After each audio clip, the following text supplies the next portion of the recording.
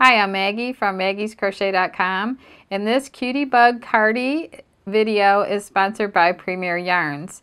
For this adorable little sweater, I used Primo yarn, and this is a great easy care yarn, and it's got an anti-pilling acrylic in it, and it's perfect for beautiful baby and kids projects.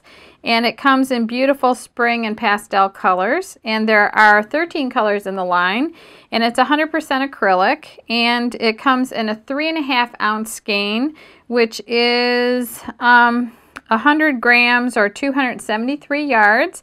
And the gauge for the crochet hook is an H, so it's more like a worsted weight yarn, and the knitting needles is size 6 needles. That's recommended.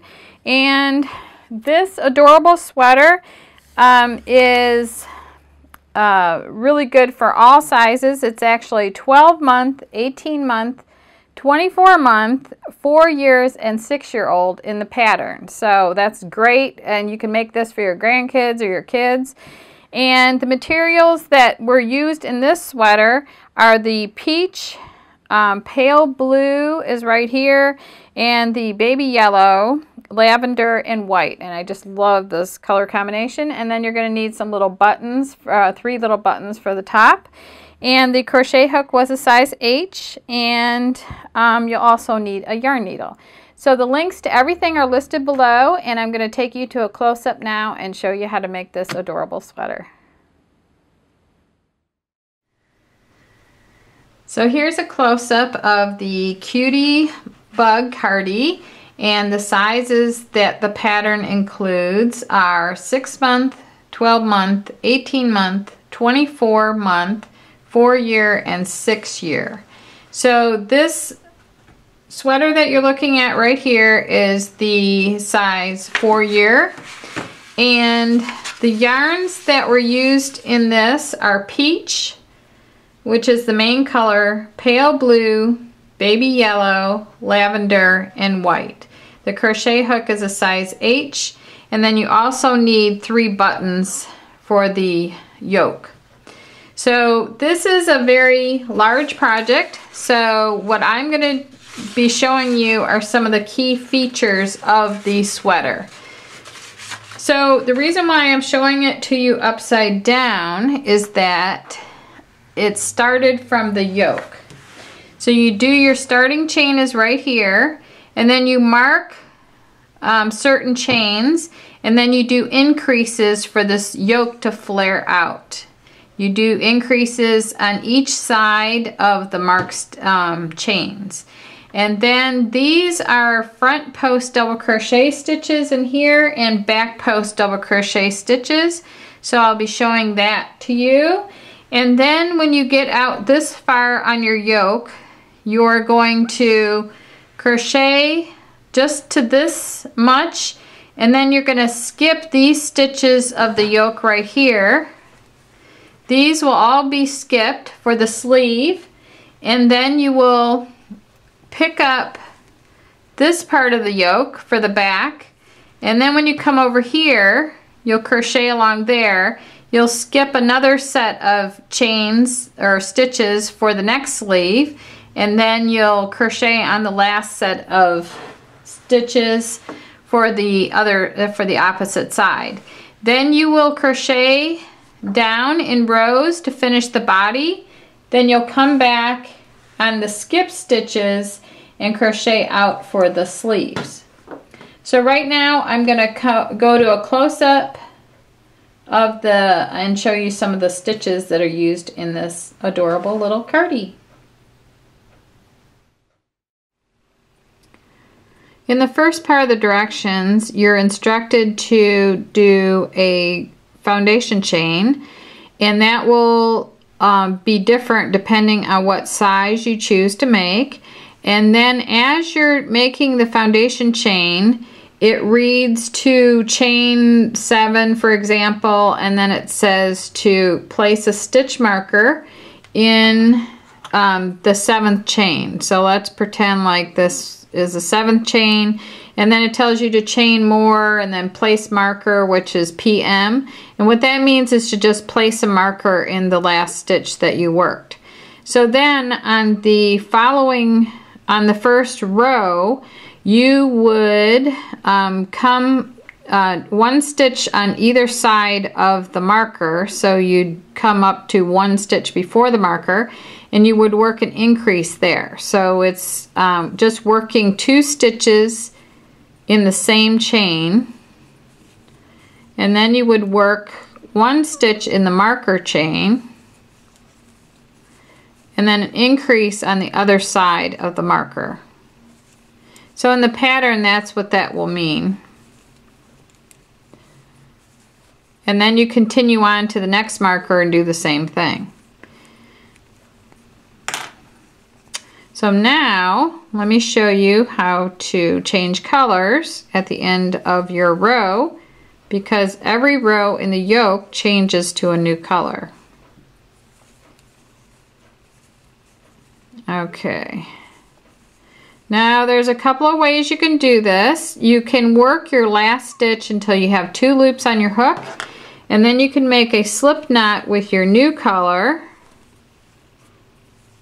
and then finish the last stitch with the new color. So you'd put your slip knot on there, and then you would draw the new color through to complete the last stitch, just like that. And then with that, you would chain 2 and turn, just like that. So if you want to, there's another way you could do it, and that is to come down to the end of your row, finish the last double crochet, and go ahead and chain 1, tighten up the back of the chain, and then snip that and pull this all the way through, and that'll lock it, and then turn and start with a slip knot on your hook like this, and join with a slip stitch to the first stitch.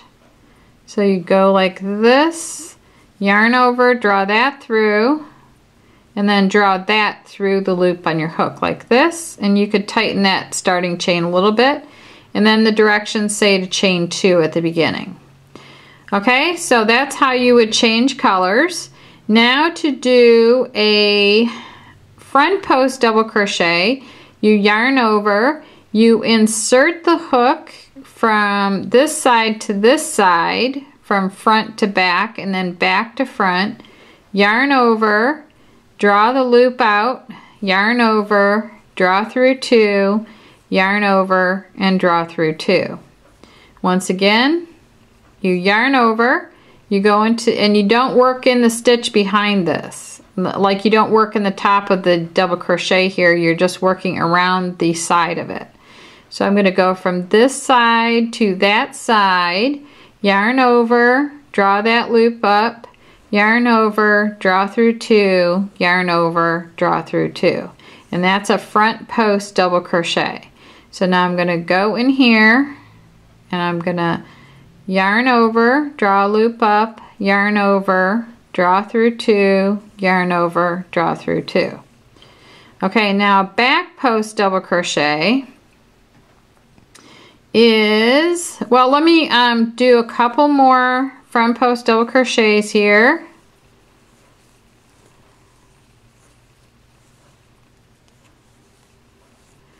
And I'll just go all the way down to the end here because I want to show you how that ridge gets created there. So in the very end,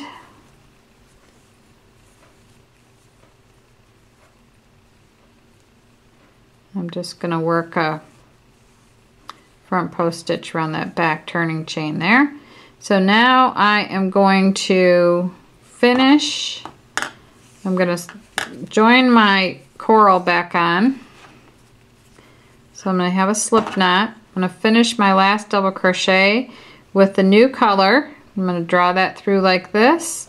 I'm going to go ahead and cut this color here. And later on I can go in and sew in my ends there. I'm going to chain 2 and turn. And see the ridge that was created? It matches the ridges that you see on the sweater. Okay, so now on this row, I need to do what's called a back post double crochet.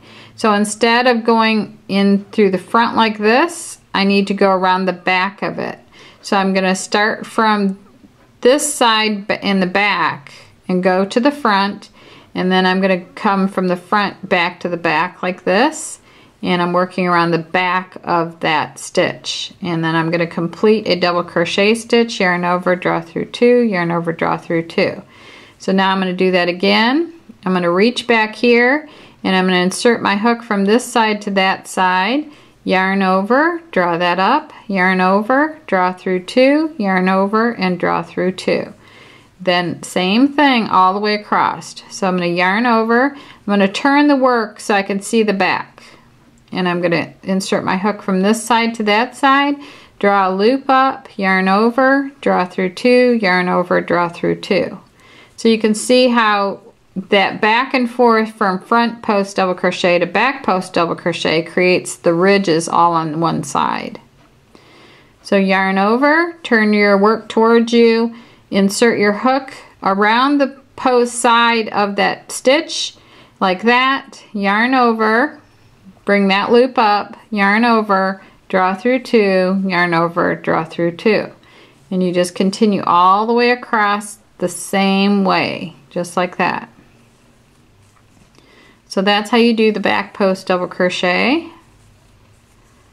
And so all your nifty little rows will look like that. I think it's amazing. I love it. And I love the use of the colors too. So now what I want to show you is a double crochet decrease stitch. So let me turn here.